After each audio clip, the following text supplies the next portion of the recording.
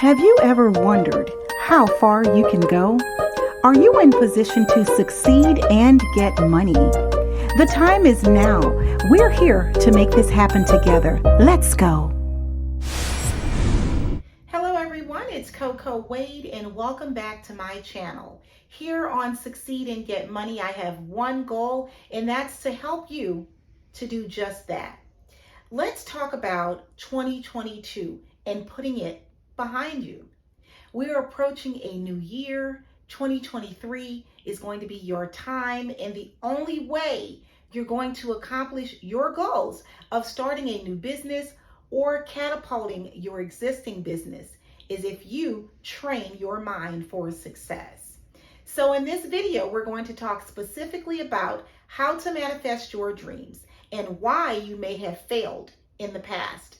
We're going to get you on track to avoiding failure. We're going to get you in a position to gain consistent cash flow, to build wealth and generate passive income, regardless of your circumstance, regardless of why one thing may have failed, and regardless of what's going on in your life, because it is time to orchestrate balance. It's time to implement critical thinking and time management. So let's go. If you like this content, subscribe to my channel, hit the thumbs up and set your notifications. I'll be dropping videos every week. Without further ado, I want to tell you one of the most important steps you're going to take is eliminating distractions. You cannot have distractions. I know you've heard it before, but I want you to take it very seriously this time. If you take a moment and look into what has been distracting you, like what has been the thing that takes you off your game? Is there a person? Is it a situation? Is it a circumstance? Like, do you have a delegated space to work? Are you focused? You have to get motivated and focused, and you need to delegate a space to work in. It doesn't matter if it's a corner in the house, an office, a table, a bed space, a time of day that you can work uninterrupted. You have to delegate that workspace or work time. It's so important, my friends. I can't tell you enough how I and my clients have succeeded time and time again by just carving out a time or a place to get the important things done to catapult your business. So think about that. Where can you work in your home? Where can you work at the office? Where can you establish that place of focus and complete concentration? What time of day is that? Is that when everyone is asleep? Is that when the phone stopped ringing at your office and then you're working later, at your own personal office for your small business? What helps you to concentrate? You're going to need that. It's crucial. The next thing is, I want you to understand that you have to surround yourself around positive people, forward-thinking individuals, leaders, advocates, folk that will network and support you in your journey.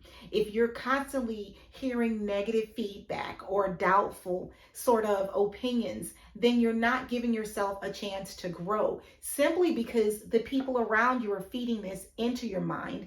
And at some point, you're going to absorb and consume this, and then you start to train your mind for the opposite, which is negative thoughts. So use reinforcement thinking and reflect on counting your blessings. Reflect on understanding that it takes one step in front of the other to achieve your goals. And it's not going to happen overnight. But if you see any sort of progress, reward yourself. It's important that you understand what those steps forward look like and how to calculate progress, because that's how you know how to push the needle and keep things rolling. Another thing, when we talk about staying focused and we talk about eliminating distractions, those are sort of common things that you can do. But what about setting boundaries? Now, this is a little bit difficult for the average person because it usually resorts to saying no, right? And you have to get comfortable saying no when you're building something so amazing, so legendary,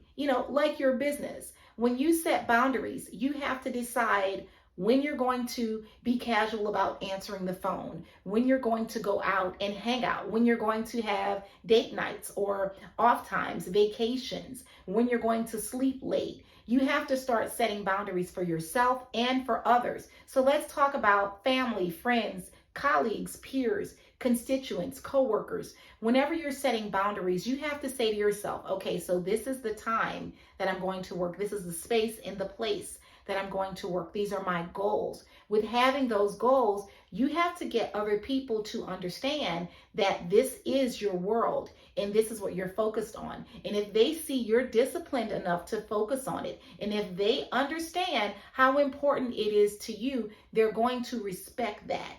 By them respecting that, that will encourage you and give you the flexibility, the freedom, right? That oomph to say, this can be done. I can do this. Everyone is on board. So set boundaries. I'll give you a little tip. I actually have an office at home as well as an office with a building infrastructure. When I'm at my home office, I tell everyone, anyone who's visiting, my family who lives with me, I say, hey, listen, if I have this sign on the door, it's do not disturb, literally. I use that just to get myself in focus and to forewarn my loved ones that I'm in the middle of something and it's requiring my complete concentration. And with all due respect, I really need your love and support in that area. If you can give me this time and this space, I would greatly appreciate it. Listen, it's going to be greater later. It'll benefit all of us, right? So they see that sign and they make a 360. They don't knock.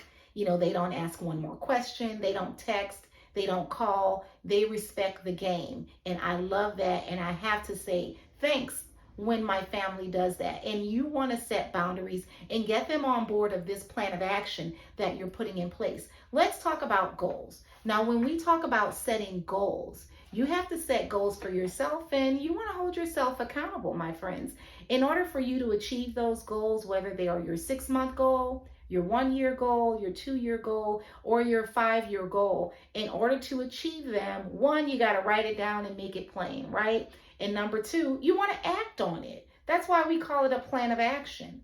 But most importantly, you want to hold yourself accountable. In order for you to achieve your goals, you have to be disciplined enough to say, if I want within 6 months to be earning $5,000 a month, I need to write down how that is even possible and what that looks like and what will it take for me to get there in 6 months. And at that 90-day marking point, you should be reevaluating. Have I done what is required to achieve this goal? If not, let me reassess, reevaluate, and get back on track before it's too late.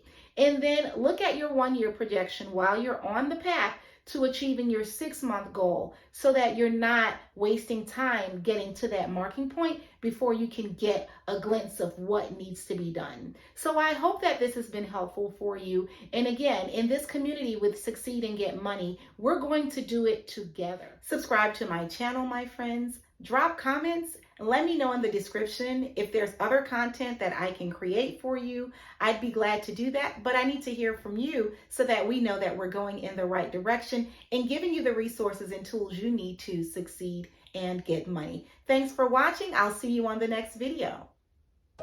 And there you have it. Plant a seed and get growing. Go out there, make a difference, succeed and get money.